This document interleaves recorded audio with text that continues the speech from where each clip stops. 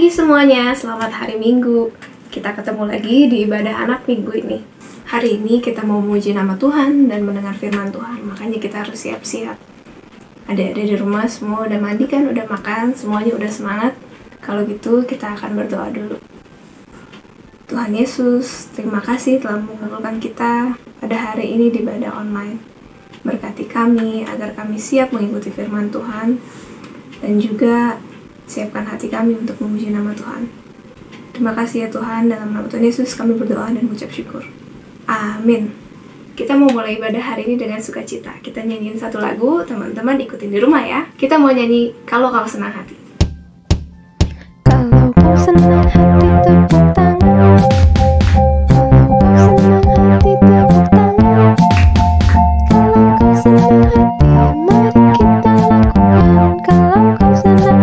tepuk tangan. Kalau kau senang hati injak bumi. Kalau kau senang hati injak bumi. Kalau kau senang hati mari kita lakukan. Kalau kau senang hati injak bumi. Kalau kau senang hati teriak amin. Kalau kau senang hati teriak amin. Kalau kau senang hati mari kita lakukan. Kalau kau senang hati teriak amin. Kalau kau senang hati semuanya. Kalau kau senang hati semuanya. Kalau kau senang hati mari kita lakukan. Kalau kau senang hati semuanya. Kalau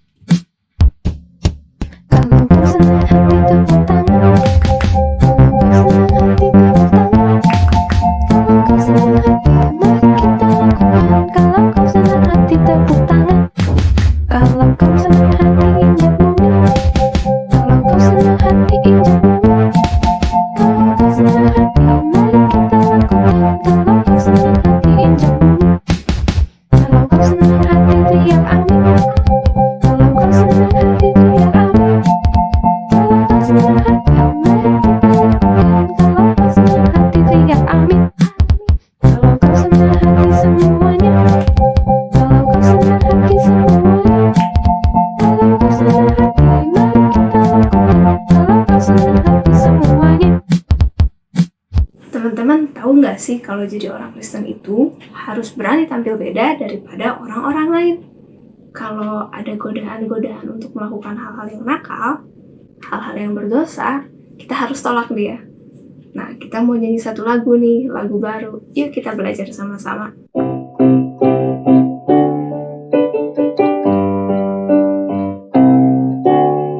Saat iblis merayuku, aku tolak dia dalam nama Yesus.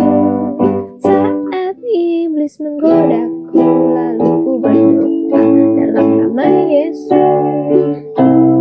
Ku kuat karena kasih-Nya, firman-Nya teguhkanku.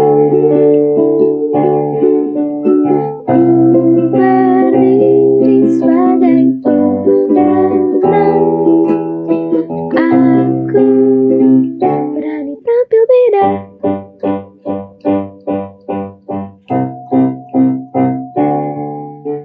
Saat iblis merayuku, aku tolak itu dalam nama Yesus. Saat iblis menggodaku, lalu ku berdoa dalam nama Yesus. Ku kuat karena kasih-Nya, firman-Nya teguhkanku.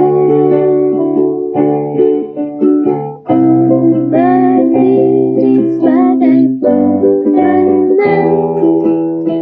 Aku berani tampil beda.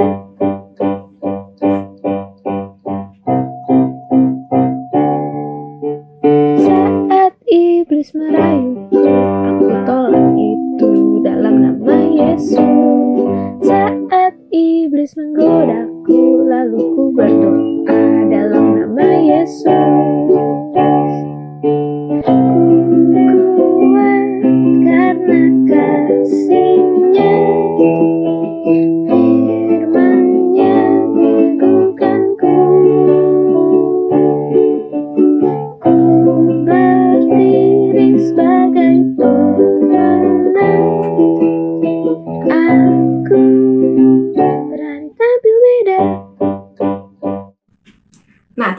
udah nyanyi sama-sama kalau kita itu harus berani tampil beda.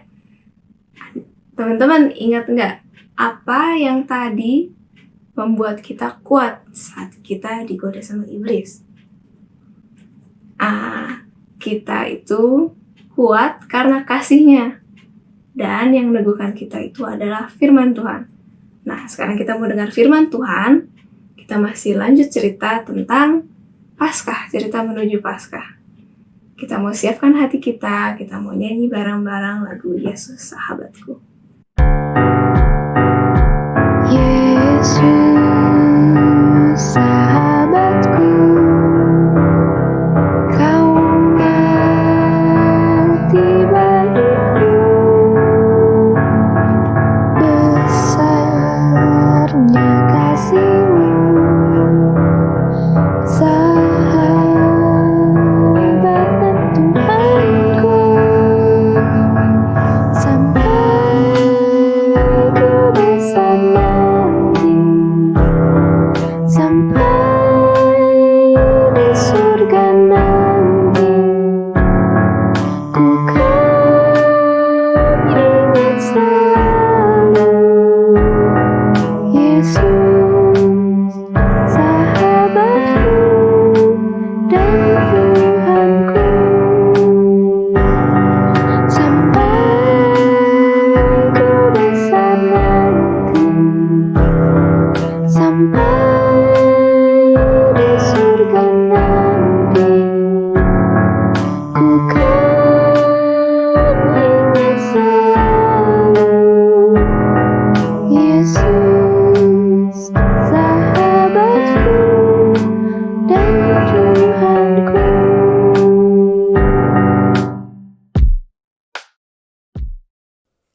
Hai semuanya, Shalom, apa kabar teman-teman? Kita jumpa lagi dalam ibadah Sekolah Minggu Philadelphia pagi hari ini. Apakah kalian semua sehat-sehat? Saya harap kalian semua dalam keadaan yang baik, dalam keadaan sehat semua. Oh iya teman-teman, sebelum kita mendengarkan firman Tuhan, mari kita berdoa teman-teman. Lipat tangannya, tutup matanya, mari kita berdoa. Tuhan Yesus, Bapa dalam surga, terima kasih Tuhan untuk kesetiaan Tuhan kepada kami. Sehingga pagi ini kami boleh kembali datang kepadamu dalam ibadah ini. Kami bersyukur menaikkan pujian untuk memuliakan nama Tuhan. Kini saatnya kami akan mendengarkan firman-Mu. Tuhan berkatilah, Tuhan urapilah hamba-hamba Tuhan yang melayani firman Tuhan. Juga hamba-Mu ini yang akan menyampaikan firman-Mu. Tuhan memberkati supaya firman Tuhan boleh dimengerti dan boleh sungguh-sungguh menjadi berkat bagi semua orang yang mendengarkannya. Berkati juga teman-teman yang mendengarkan firman Tuhan ini. Terima kasih Roh Kudus bekerja di dalam hati kami. Hanya di dalam nama Tuhan kami Yesus Kristus kami berdoa dan mengucap syukur.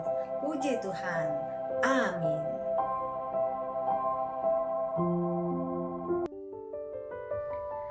Nah teman-teman, kita masih akan terus melanjutkan kisah tentang perjalanan Tuhan Yesus menuju Bukit Golgota. Hari ini saya akan bercerita dari Matius 26 ayat 36 sampai ayat yang ke-75. Bisa kalian baca nanti di rumah. Teman-teman, kalian pernah tidak merasa sendiri? Ketika kalian menghadapi kesusahan, ketika hati kalian sedang sedih, dan kalian memerlukan seorang teman, tetapi tidak ada orang yang mengerti kesusahan kalian. Tidak ada yang memahami apa yang kalian rasakan. Kalian sedih sendiri, kalian susah sendiri. Teman-teman yang kita harapkan untuk bersama-sama dengan kita, mereka seolah-olah tidak peduli dan mereka seolah-olah tidak mau mengerti. Hati kita sangat sedih sekali. Di dalam ketakutan, di dalam kesusahan dan kesedihan, kita bergumul sendiri. Itulah yang dihadapi oleh Tuhan Yesus. Murid-murid Tuhan Yesus malam itu, mereka sungguh-sungguh tidak menyadari apa yang akan terjadi. Tuhan Yesus berkata, berjaga-jaga dan berdoalah supaya kamu tidak jatuh di dalam pencobaan, supaya kamu tidak jatuh dalam dosa. berjaga-jaga 1 jam saja bersama dengan aku, tetapi murid-murid tidak sanggup. Mereka semua tertidur, teman-teman. Tuhan Yesus berdoa sendirian. Hatinya takut sebagai seorang manusia, dia masih mempunyai darah dan daging. Kesakitan, cambuk, dan juga penderitaan juga dirasakan oleh Tuhan sama seperti semua manusia. Kalau dicubit sakit, teman-teman. Kalau dipukul sakit. Kalau ditendang sakit. Apalagi kalau dipaku, teman-teman. Aduh, nyeri sekali. Sama Tuhan Yesus pun menghadapi kesakitan itu. Hatinya tentu saja takut, hatinya tentu saja gentar sebagai seorang manusia. Tetapi teman-teman, kita melihat dia menyerahkan khawatirnya, menyerahkan takutnya kepada Bapa. Dia mohon pertolongan Tuhan. Waktu Tuhan Yesus bergumul di dalam doanya, peluhnya atau keringatnya sampai keluar titik-titik darah. Itu menandakan Tuhan Yesus sangat susah, sangat sedih dan takut. Hatinya sangat gentar sehingga keringatnya keluar darah. Nah, teman-teman, tetapi karena Tuhan Yesus mau taat, dia mau rela menyerahkan dirinya bagi penebusan dosa kita semua, manusia-manusia berdosa, maka Allah mengirimkan malaikatnya untuk menguatkan, untuk menghibur, untuk meneguhkan Tuhan Yesus. Dan Tuhan Yesus tahu bahwa saya harus menjalankan semua ini. Walaupun Tuhan Yesus berdoa 3 kali, ya Bapa, kalau mungkin kiranya cawan pahit ini, kesusahan ini, penderitaan ini lalu daripadaku. Tetapi bukan kehendakku yang jadi, melainkan kehendak-Mu yang jadi. Tuhan Yesus berdoa sampai 3 kali. Dan akhirnya Tuhan Yesus mengerti dan paham dan sadar dia harus melakukannya. Dia harus menjalani semua penderitaan itu. Nah teman-teman, Allah mengirimkan malaikatnya menghibur, menguatkan Tuhan Yesus. Teman-teman, dari cerita ini kita juga belajar. Ketika kita menghadapi kesulitan, kita jangan takut, kita jangan lari. Itu harus dihadapi, ya hadapi. Tapi kita mohon kekuatan dan hikmat dari Bapa. Maka Tuhan akan memberikan kepada kita kekuatan. Sehingga kita mampu menghadapinya. Seperti Tuhan Yesus. Kuat menghadapi semua penderitaan. Karena Allah memberikan penyertaannya. Kalau tadi saya berkata, teman-teman kita tidak mengerti keadaan kita, tidak mau bersama dengan kita dalam kesusahan. Ini lebih parah lagi loh teman-teman. Waktu kita sedang dalam kesusahan, lagi dalam keadaan yang menakutkan, lalu datang seorang teman kita dan dia berkata, dia nih memang nih yang mencuri barang saya nih. Dan teman kita itu mengatakan hal-hal yang jelek tentang kita. Wah, itu lebih sakit lagi kita. Ya ampun, bukannya bantuin saya sedang susah, malah menambah susah. Saat Tuhan Yesus masih berkata-kata pada murid-muridnya, datanglah seorang murid yang lain. Yang tadi itu, yang minggu lalu kita cerita, yaitu Yudas Iskariot. Lalu Yudas Iskariot datang menghampiri dan dia memeluk Tuhan Yesus. Dia berkata, Rabi, artinya guru. Lalu mencium pipi Tuhan Yesus. Itu ciuman adalah tanda bahwa inilah orang yang harus engkau tangkap. Inilah Yesus. Dia memberi aba-aba kepada para penjaga yang akan menangkap Yesus dengan sebuah ciuman. Waktu Yudas mencium Tuhan Yesus tahu dan dia berkata kepada Yudas, "Hai teman, untuk itukah engkau datang? Mengapa engkau menjual aku dengan sebuah ciuman?" Kemudian teman-teman, para penjaga maju ke depan dan menangkap Yesus. Nah, salah satu murid Tuhan Yesus, yaitu Petrus, melihat kejadian itu dia sangat kaget. Apa yang terjadi ini? Dengan refleks, dengan spontan, dia melihat ada sebuah pedang di salah satu seorang penjaga, lalu dia mengambilnya dan dia menghentakkannya di telinga seorang yang menangkap Yesus, sehingga putus. Waduh, ketika telinganya putus, orang itu berteriak kesakitan. Aduh, telingaku, dan semua orang kaget. Apa tuh? Ada apa? Wah, ternyata telinganya sudah lepas, jatuh, dan kepalanya berdarah. Masukkan kembali pedang itu ke dalam sarungnya. Sebab siapa yang menggunakan pedang, ia akan binasa. Ia akan mati juga oleh pedang. Demikian kata Tuhan Yesus. Dan Tuhan Yesus berkata, apakah kamu berpikir aku tidak bisa berseru kepada Bapakku untuk memanggil 12 pasukan malaikat membantu aku? Semua itu harus terjadi supaya genaplah apa yang dikatakan oleh kitab suci tentang bagaimana Tuhan Yesus akan menderita dan mati untuk penebusan dosa umat manusia. Lalu Tuhan Yesus melanjutkan berkata kepada para pengawal itu dan orang-orang yang hendak menangkapnya. Dia berkata, apakah kamu berpikir aku ini seorang penyamun sehingga kalian datang dengan tongkat dan pentung dan pedang? Bukankah aku setiap hari ada di bait Allah untuk mengajar? Kalau mau tangkap aku, tangkap aja di bait Allah. Kenapa harus di sini malam-malam? Begitulah kira-kira teman-teman. Tetapi mereka semua tidak peduli kepada perkataan Tuhan Yesus. Melihat situasi itu teman-teman, murid-murid Tuhan Yesus merasa ketakutan. Kalian pernah tidak melihat ramai-ramai di jalan, orang-orang mukanya kelihatan marah, bawa tongkat, bawa pentung, mungkin bawa pedang, celurit. Apakah kalian akan tetap di sana atau kabur? Kalau aku sih kabur teman-teman. Udah takut, udah deg-degan ya, kita pasti melarikan diri. Begitu juga dengan murid-murid Tuhan Yesus. Ketika mereka melihat situasinya sangat menakutkan, sangat menegangkan, mereka semua lari teman-teman. Tidak ada satupun yang menemani Tuhan Yesus. Mereka pergi, mereka juga takut ditangkap. Nah, ketika itu ada seorang murid Tuhan Yesus yang tadi menghentakkan telinga seorang pengawal sehingga putus. Siapa dia namanya? Dia Petrus. Nah, Petrus mengikuti Tuhan Yesus dari belakang, dari jauh-jauh dia mengikuti Tuhan Yesus. Nah, di situ ada beberapa orang berkumpul karena udara malam itu sangat dingin, teman-teman. Mereka menyalakan perapian ya. Lalu Petrus juga menggabungkan diri bersama dengan mereka untuk menghangatkan tubuhnya dekat-dekat perapian itu.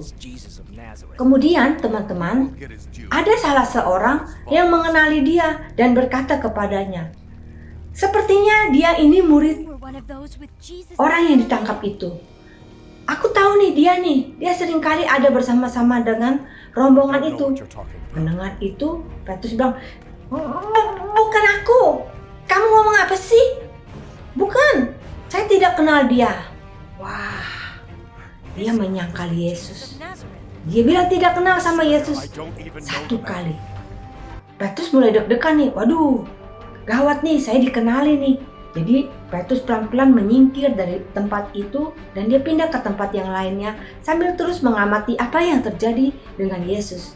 Malam itu sangat gelap dan malam itu sangat menakutkan, menegangkan sekali. Mesti hati-hati, takut-takut jangan-jangan nanti ditangkap juga. Kalau yang pertama tadi adalah seorang perempuan, hamba perempuan yang bertanya kepada Petrus dan Petrus bilang tidak kenal Yesus, lalu dia pergi dekat pintu gerbang, teman-teman. Nah, di situ tiba-tiba ada seorang hamba yang lain mengenali Petrus. Orang itu berkata, orang ini bersama-sama dengan Yesus.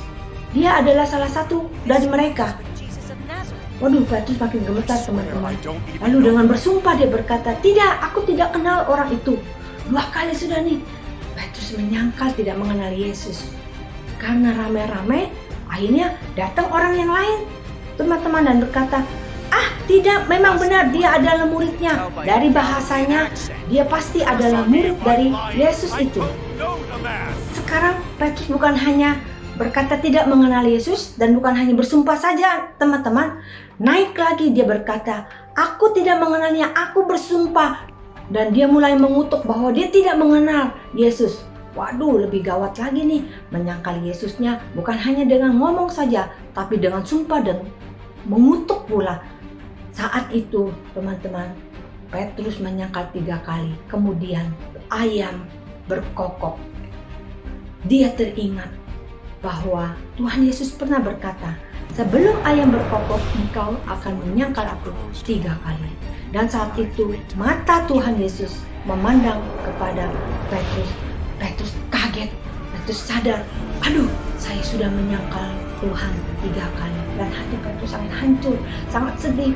Dia pergi, dia menangis, dia menyesali akan kesalahannya, akan dosanya kepada Tuhan. Ketika Tuhan Yesus melihat kepada Petrus, Tuhan Yesus tidak marah, teman-teman. Tuhan Yesus merasa kasihan kepada Petrus karena Petrus tidak berdoa, tidak berjaga-jaga di Taman Getsemani bersama dengan Yesus, sehingga dia jatuh di dalam dosa. Nah, teman-teman, kisah ini mau mengajar kepada kita. Ketika kita sedang dalam kesusahan, baiklah kita berjaga-jaga dan kita berdoa kepada Tuhan supaya kita jangan salah mengambil tindakan, supaya kita tidak berdosa kepada Tuhan, supaya kita tetap berjalan di dalam kesusahan, tetap beriman dan bersandar pada Tuhan, berjalan bersama dengan Tuhan. Dan Tuhan memberikan kepada kita kekuatan. Teman-teman, bagaimana dengan kita? Apakah kita seringkali menyangkal Tuhan? Menyangkal Tuhan bahwa kita tidak mengenal Dia.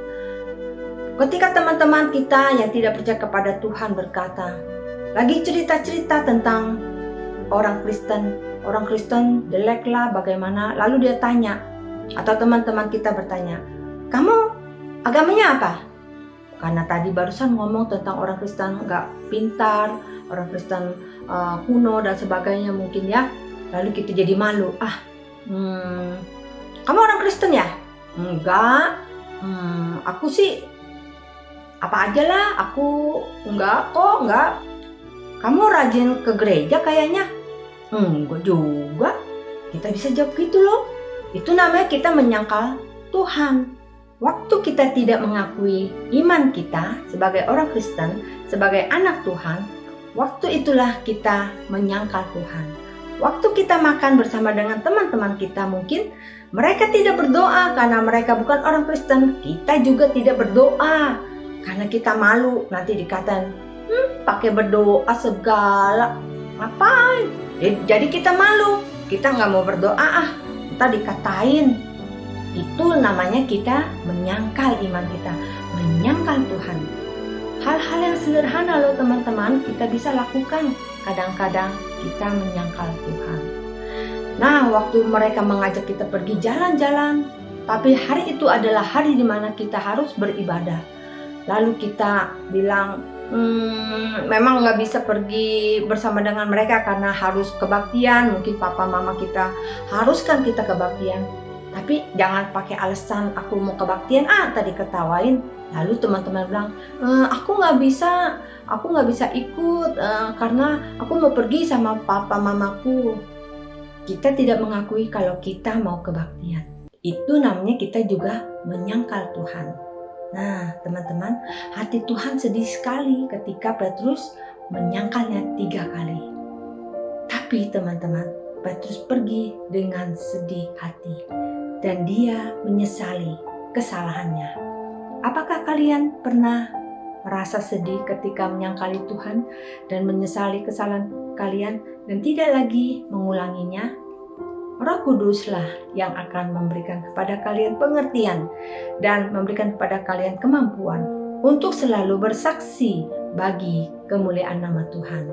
Mari teman-teman kita berdoa. Bapa dalam surga, kami tidak mau mengulangi kesalahan yang dilakukan oleh Petrus, murid Tuhan Yesus, menyangkali Tuhan. Kalau kami pernah menyangkali Tuhan sebelumnya, kami mohon pengampunan-Mu.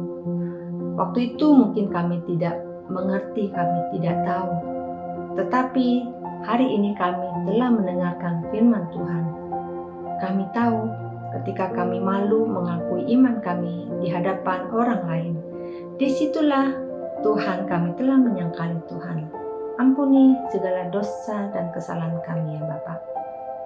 Kami mau belajar lebih berani untuk mengakui iman kami di hadapan Tuhan, di hadapan orang-orang lain. Tuhan berikan kepada kami hikmat dan keberanian. Terima kasih Tuhan untuk firman-Mu, supaya bertumbuh dan berbuah lebat. Sampai kami dewasa, sampai kami bertemu dengan Tuhan, kami tetap setia mengikut Tuhan. Terima kasih Bapa. Di dalam nama Tuhan kami Yesus Kristus, kami berdoa dan mengucap syukur. Amin. Teman-teman, kita jangan menyangkal Tuhan ya. Apa kata firman Tuhan? Inilah ayat hafalan kita hari ini. Bukalah Alkitabmu. Kita baca dari Matius 10 ayat 33. Kita baca bersama. Tetapi barang siapa menyangkal aku di depan manusia, aku juga akan menyangkalnya di hadapan Bapa-Ku yang di surga. Sekali lagi teman-teman, tetapi barang siapa menyangkal aku di depan manusia, aku juga akan menyangkalnya di hadapan Bapa-Ku yang di surga. Demikian firman Tuhan, teman-teman. Jadi, Tuhan Yesus juga akan berkata kepada Bapa di surga, "Aku tidak mengenal orang ini." Kalau kita pernah menyangkal Tuhan, ya. Kalau dulu-dulu kita pernah menyangkal Tuhan, menyangkal bahwa kita percaya Tuhan, menyangkal bahwa kita orang Kristen, biarlah kita datang mohon pengampunan Tuhan. Dan Tuhan akan mengampuni segala dosa kita. Tetapi teman-teman, jangan diulangi lagi. Tuhan Yesus sendiri yang berkata, "Siapa yang menyangkal aku di depan manusia, maka aku juga akan menyangkalnya di hadapan Bapa-Ku yang di surga." Artinya Tuhan tidak mau menerima kita. Dia tidak mengenal kita karena kita berkata kita tidak mengenalnya. Sebelum kita berpisah, ada teman kita yang berulang tahun. Mari kita ucapkan selamat ulang tahun. Happy birthday to you. Happy birthday to you. Happy birthday to you. Happy birthday, happy birthday, happy birthday to you. Tuhan memberkati teman-teman semua. Sampai jumpa lagi minggu depan. Shalom. Terima kasih Bu Lydia atas firman yang disampaikan hari ini. Kiranya firman itu dapat kami ingat dan kami terapkan di kehidupan kami sehari-hari. Nah, sekarang kita akan melakukan persembahan. Persembahan dapat kamu lakukan dengan menaruh uang persembahan kamu ke dalam amplop atau juga memasukkan persembahan kamu ke dalam celengan yang nantinya akan dibawa ke gereja saat kita sudah boleh ke gereja. Sekarang kita akan nyanyi bersama-sama lagu Aku Diberkati. Aku diberkati sepanjang hidupku diberkati. Bila bangun pagi, hari, siang, malam, malam, aku diberkati. Aku diberkati sepanjang hidupku diberkati. Bila bangun pagi, hari, siang, malam, malam, aku diberkati.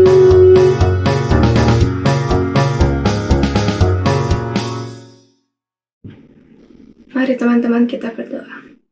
Tuhan Yesus, terima kasih atas berkat yang telah Kau berikan padaku dan keluargaku pada minggu ini. Berkati agar persembahan ini dapat menjadi berkat untuk orang-orang di sekeliling kami. Terima kasih Tuhan, dalam nama Tuhan Yesus kami berdoa dan mengucap syukur. Amin. Nah, sekarang kita akan lihat kegiatan minggu ini. Nggak terasa minggu depan kita akan merayakan Paskah. Untuk merayakan Paskah, yuk kita memuji nama Tuhan. Kamu bisa kirimkan video kamu sedang menyanyi atau sedang menari. Boleh dengan lagu yang bertema Paskah, atau yang enggak juga boleh. Pastikan kamu merekam video dengan posisi mendatar, bukan berdiri, di tempat yang terang, dan pastikan juga suaramu terdengar. Lalu kirimkan ke grup kelas kamu. Oh iya, ini jawaban minggu lalu. Wah, nggak berasa ya, sekarang kita udah ada di penghujung acara kita. Sebentar lagi kita akan berpisah, tapi sekarang kita mau nyanyi sekali lagi lagu Yesus Sahabatku. Yesus